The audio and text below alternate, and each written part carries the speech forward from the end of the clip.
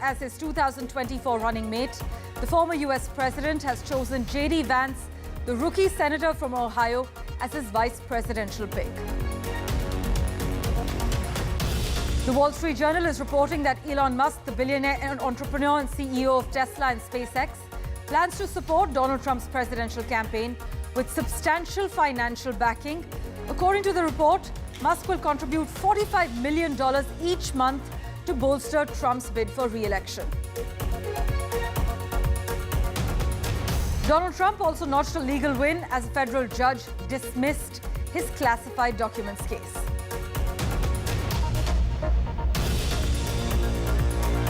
The Pakistani government has said it plans to ban Pakistan Tehreek-e-Insaf, the party of jailed former Prime Minister Imran Khan. China's economy slowed more than expected in the June quarter, increasing the likelihood that a gathering of top officials in Beijing this week will unveil efforts to rekindle growth. Apple's India annual sales surged 33%, hitting a record of almost $8 billion as China revenue slows.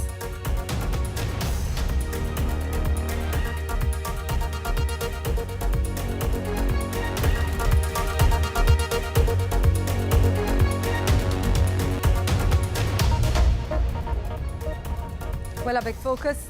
Former U.S. President Donald Trump chose J.D. Vance, the rookie senator from Ohio, as his vice presidential pick. Trump made the announcement at the Republican National Convention that kicked off in Milwaukee just 2 days after he survived an assassination attempt at a campaign rally in Pennsylvania. The selection of Vance, who only joined the Senate in 2023, will likely alarm Ukraine and its supporters because Vance has been a key figure in blocking Ukraine aid, writing in April that he remains opposed to virtually any proposal for continued funding. But J.D. Vance's rapid rise from obscurity to the vice presidential nomination has been called an only in America tale, one that will shape what America is, for better or worse, for generations to come.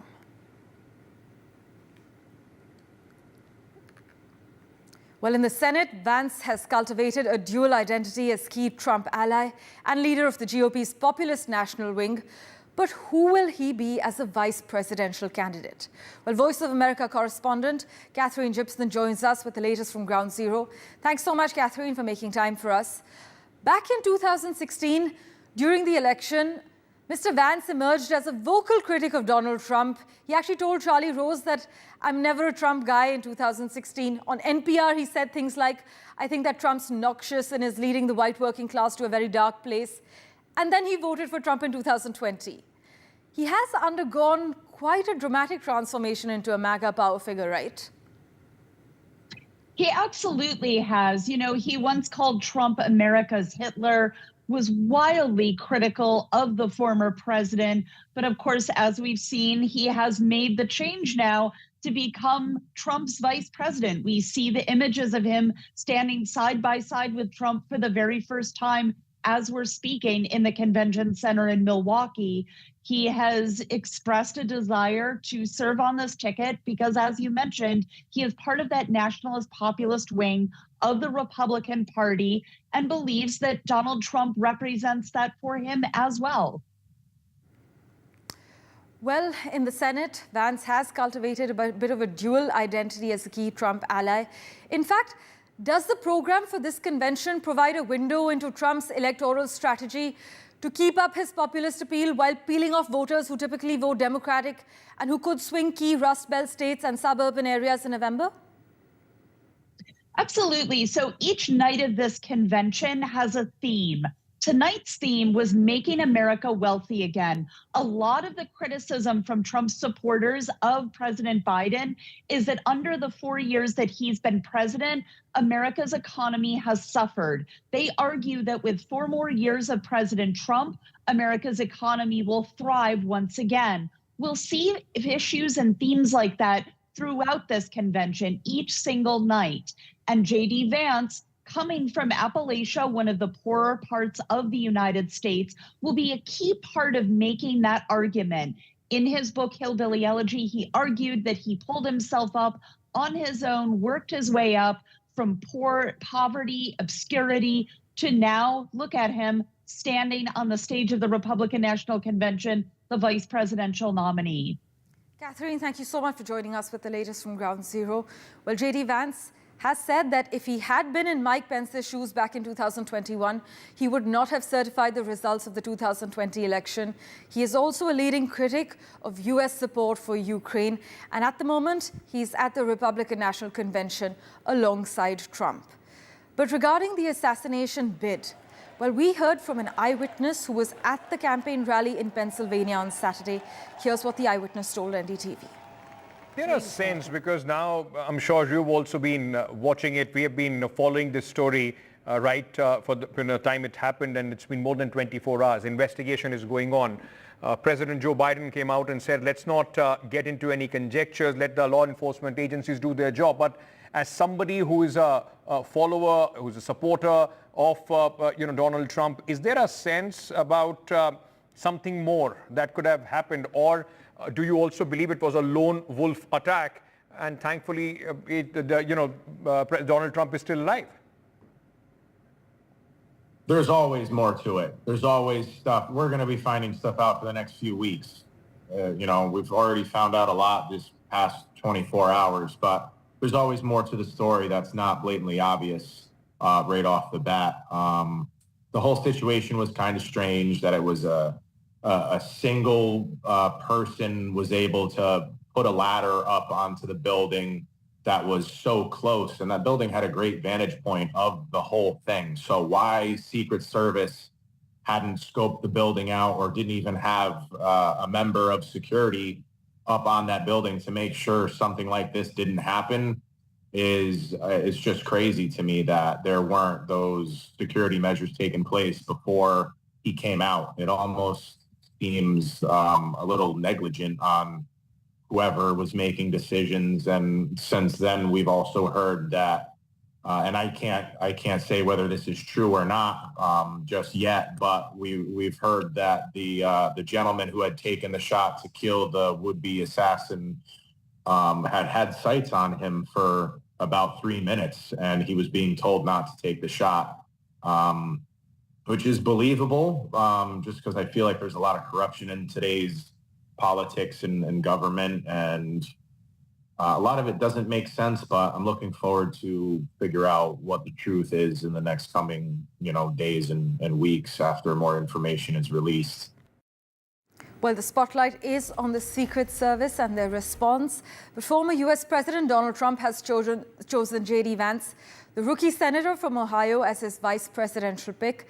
They are currently at the Republican National Convention in Milwaukee. Trump made the announcement as the RNC kicked off just 2 days after he survived an assassination attempt at a campaign rally in Pennsylvania. We have crucial updates lined up for you.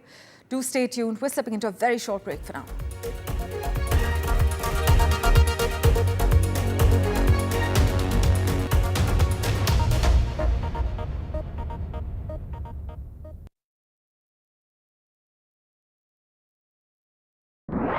Stay informed and entertained with the new and updated NDTV News app. You can watch all our channels live, listen to podcasts, read breaking and exclusive news from around the world and more.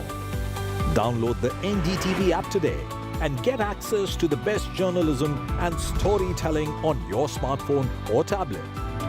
The NDTV app. News that matters to you. NDTV proudly upholds its legacy of trust and credibility. According to the prestigious Reuters Institute's Digital News Report 2024, NDTV is the top-most news platform in the country. Number one in both online and offline reach in India.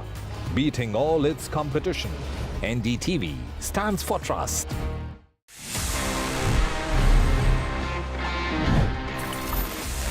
जब Samsung की शुरुआत हुई in the year 1938, Samsung ने तब electronics वगैरह बनाना start नहीं किया था. इट वॉजंट टिल ईयर 1969 की सैमसंग इस फील्ड में आया। अब आप सोच रहे हैं कि उससे पहले सैमसंग क्या करता था? तो let me tell you, Samsung ने बहुत ही हम्बल बिगिनिंग्स के साथ अपनी शुरुआत की थी। Basically they were into sugar refining, to textiles, हम बात करते हैं वेजिटेबल्स की या फिर फ्लावर की या फिर in fact even noodles. Yes, you heard it right, noodles.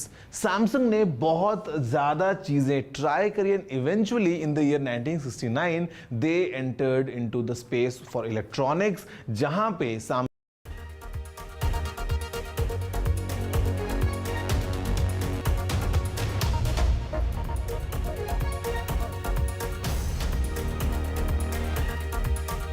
Welcome back. We have a delegate to the Republican convention in Milwaukee, Dr. Sampath Shivangi, on the broadcast with us. Thank you so much for joining us. Does this program for the convention provide a window into Trump's electoral strategy to keep up his populist appeal while peeling off voters who typically vote Democratic and who could swing key Rust Belt states as well as suburban areas in November? Okay.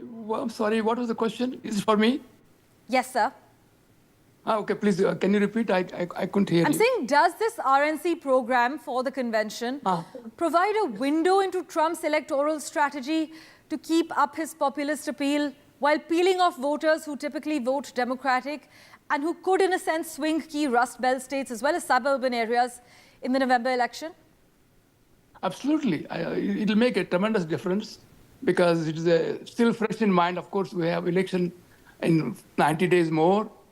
Things might change a little bit, but I think it does help him. He has a great exposure worldwide, and just not only in the US, because US citizens are all over the world, and they may have a ballot voting done that will affect. Of course, he has already developed kind of sympathy.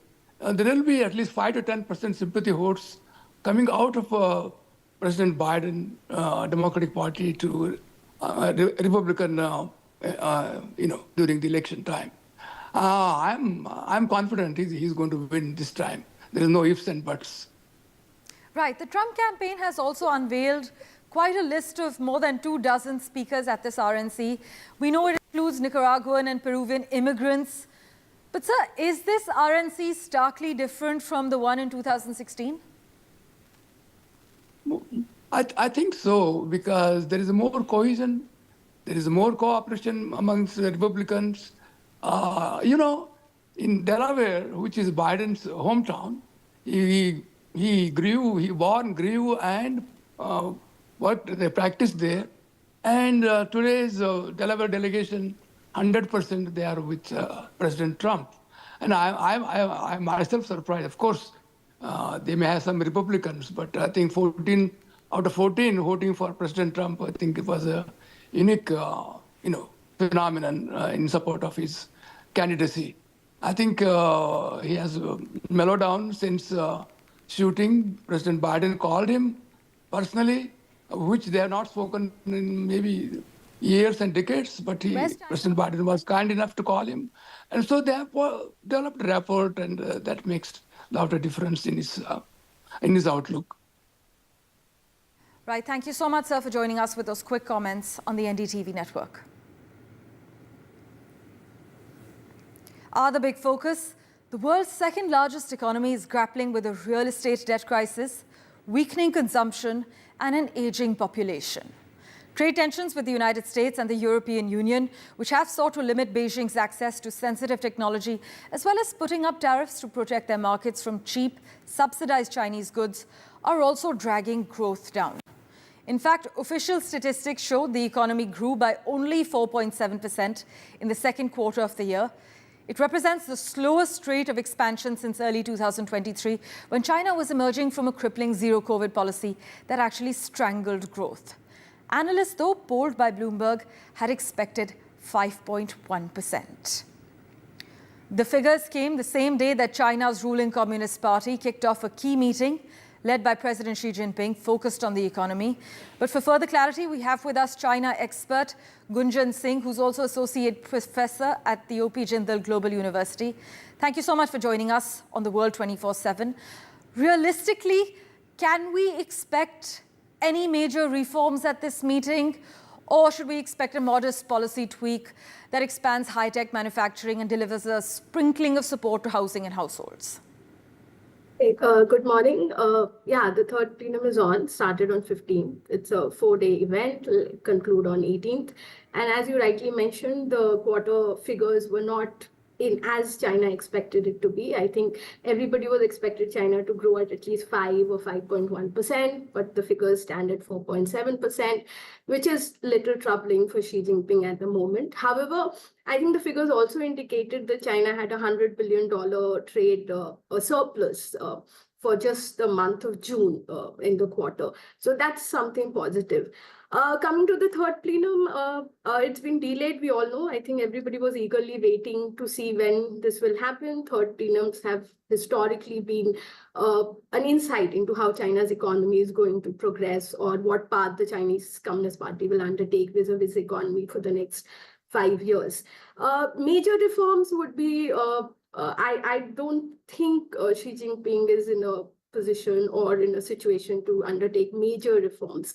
But the challenges are huge, like, as you mentioned, debt crisis, real estate, innovation, the challenges with the global trade, the upcoming US elections and tariffs and things, all will definitely be the focus.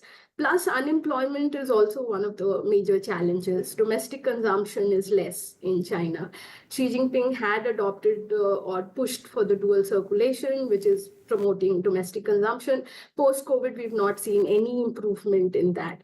Chinese domestic consumptions are still way lower than global standards. So yes, the third plenum is much awaited, and there are major issues that Xi Jinping will have to focus on. But I still not think there'll be any major thing. I still think the focus may be on innovation and trying to keep the momentum of reforms going. Right. But Beijing has said that it's aiming for 5% growth this year, enviable for many Western countries, but a far cry from the double-digit expansion that actually for years drove the Chinese economy. Gunjan, but experts highlight that the economic uncertainty is also fueling a vicious cycle that has kept consumption stubbornly low there. Yeah, see, China has traditionally been an economy which focuses on saving. Chinese people tend to save a lot. We know that. And that has been one of the major challenges for the Communist Party, that pushing Chinese people to consume what they are producing. And Chinese government or the CCP, Xi Jinping still believe that if the domestic consumption improves, Chinese economy will survive this major turbulent phase. However, COVID, the way the global economy is dwindling, the way China is being pressurized with tariffs and other things, the Western world putting other limitations on the export of EVs and solar panels. So Chinese economy today, we cannot see it just in isolation. The global geopolitical scenario is also a major player. And COVID restrictions have also pushed Chinese people to save a lot. The stringent policies that the Xi Jinping government followed during COVID and the problems that the Chinese people faced has also had an impact on how Chinese people will spend.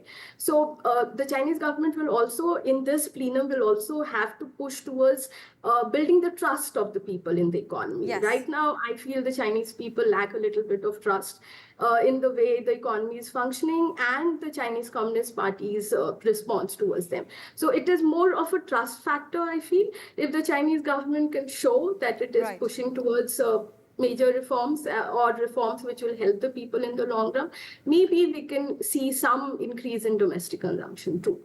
Well, we'll be keeping a close eye on the key takeaways. Analysts say a lot is required for a full rebound in China as the country's economy has yet to bounce back more than 18 months after damaging COVID-19 restrictions ended. But thank you so much, Gunjan Singh, for joining us.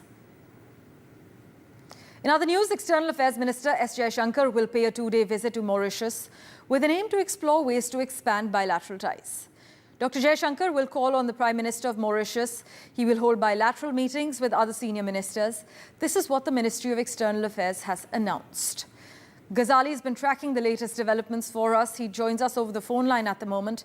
Ghazali, the Ministry of External Affairs has reiterated that this visit is a reflection of India's neighborhood first policy. Take us through the External Affairs Minister's plan of action. See, this is one of the first bilateral visits or engagements undertaken by the External Affairs Minister with while he will be visiting Mauritius today for a 2-day trip.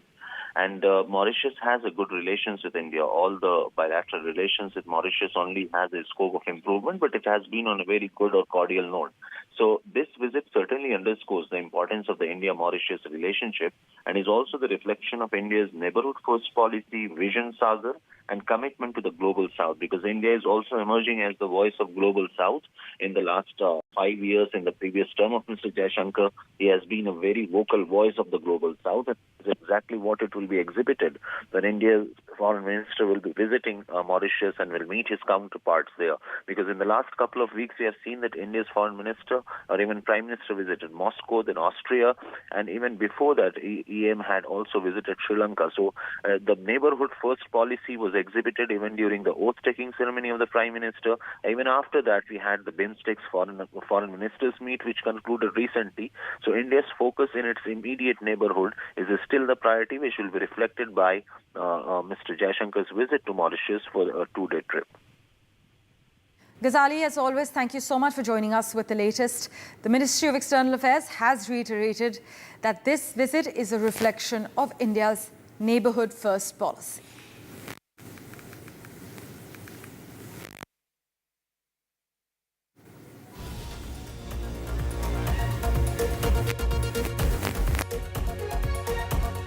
Major development.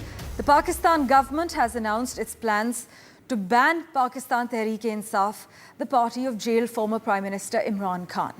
In fact, in an announcement made by the Information Minister, the party was accused of working against the country's interests. Here are the finer details.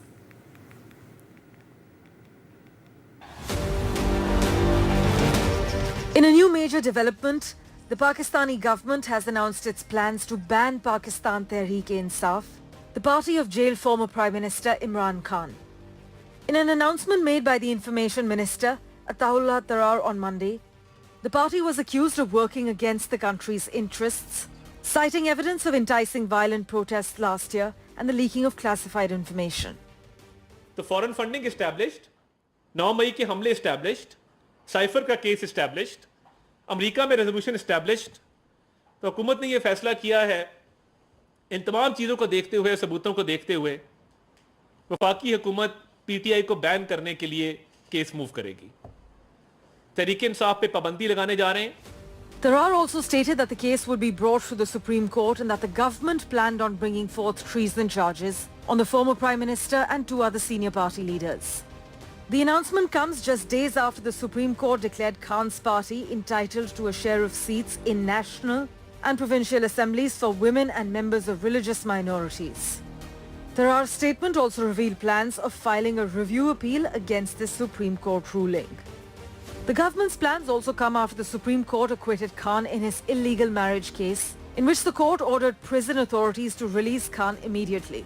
However, the former Prime Minister is still behind bars. PTI has issued a Twitter statement in response, calling the plans a disgusting attempt to erase the embarrassment caused by the Supreme Court's historic decision on certain seats. Imran Khan served as Prime Minister from 2018 to 2022 and has been jailed for nearly a year. He faces multiple charges in over 100 cases, several of which have been suspended or overturned by courts. The former Prime Minister remains a popular political figure despite his convictions and claims that the cases are politically motivated, aimed at preventing his return to power. With Samia Afsar, Parmeshwar Bava for NDTV. Well, in other news, Apple's annual sales in India hit a record of almost $8 billion, underscoring a rapidly growing market where the iPhone maker now assembles more of its devices and operates 2 flagship stores. The India revenue jumped about 33% in the 12 months through March from $6 billion a year earlier, according to a person familiar with the matter. But Apple's pricey iPhones accounted for more than half of the sales as per our sources. Sakshi Bajaj is tracking the finer details. She joins us live at the moment. Sakshi, Apple's India sales have hit a record high of nearly $8 billion. That's right. Apple's India sales hitting a record high of nearly $8 billion. Now, this, of course, shows that Apple's India revenue jumps about 33% in just 1 year. iPhone sales account for more than half of the total sales, as you mentioned, and experts saying that the surge in sales is reflecting Apple's effort to increase market share in India. It also goes to show that Apple's progress is steady in diversifying beyond the Chinese market, in particular as far as manufacturing and revenue streams at large are concerned. So experts clearly cheering the fact that Apple's India market share is now jumping. Apple also now, of course, this data indicates, as per experts and initial reports, that Apple now makes as much as 14%, or about 1 in every 7 of its flagship devices in India. Sakshi, as always, thanks so much for joining us with that brief update. Thank you for investing your time and watching this episode of The World 24/7. We'll keep tracking the latest developments for you. Do stay tuned.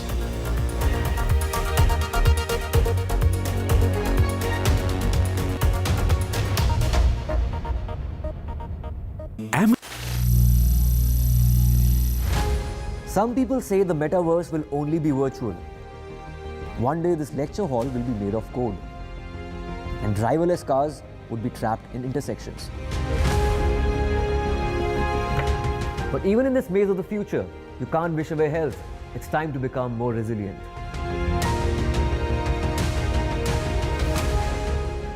"10 years of Banega Swasth India, we have grown and achieved so many milestones.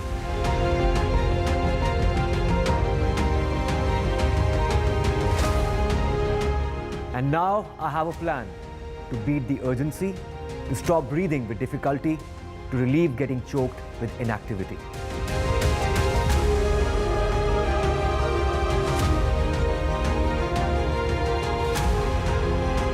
Energize our government, our environment, our society, and ourselves. Everyone, everywhere, every day.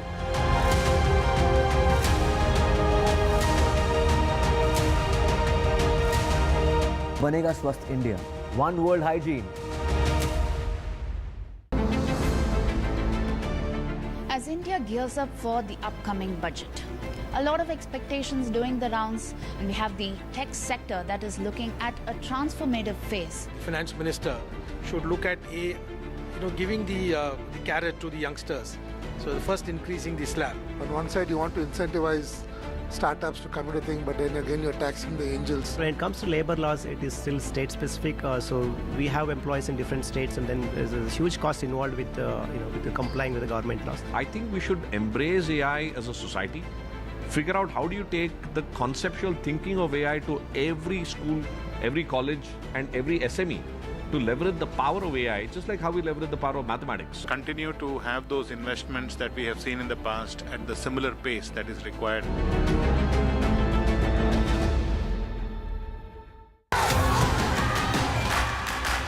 The biggest democratic exercise in the world. Team NDTV covers it from ground zero. BJP really had to fight a tough election this time. Unprecedented exercise. Unmatched coverage. There is no dispute. जनता को decide करना है. From polling to counting, NDTV brought you the most trustworthy news and updates.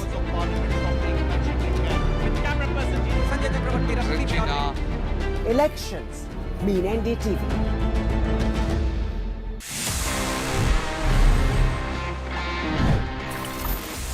Friends, it's time now for my favourite bet, और ये है ask TG. Basically the segment जहां पे मैं आपके सवालों के जवाब देता हूं जो आपने पूछे होते हैं all across sending your emails on social media. तो हमारी टीम सब कुछ पिक कर लेती है एंड हर वीक मुझे मौका मिलता है आपके सवालों के जवाब देने का। Let's see the kind of questions we have this week and if I am prepared for all the answers और not.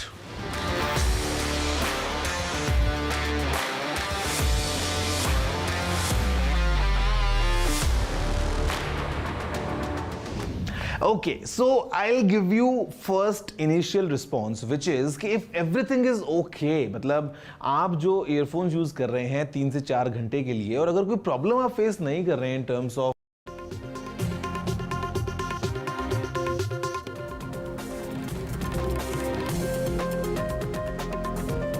Another terror attack that's taken place. This is an encounter with terrorists in the Doda district of Jammu and Kashmir. The police sources have gone on to say that 3 army jawans and a major have been killed in this attack. The army says the operations are on and reinforcements have been moved. And Donald Trump makes his first public appearance after shooting Trump's scene at the Republican National Convention in Milwaukee. And Trump has been nominated. The Republican nominee picks his old critic as his running mate. We're talking about J.D. Vance, who is Trump's vice president pick. And an eyewitness at that rally of Donald Trump where there was an assassination bid has spoken to NDTV saying that it looked like it wasn't a lone wolf attack, that there seemed to be more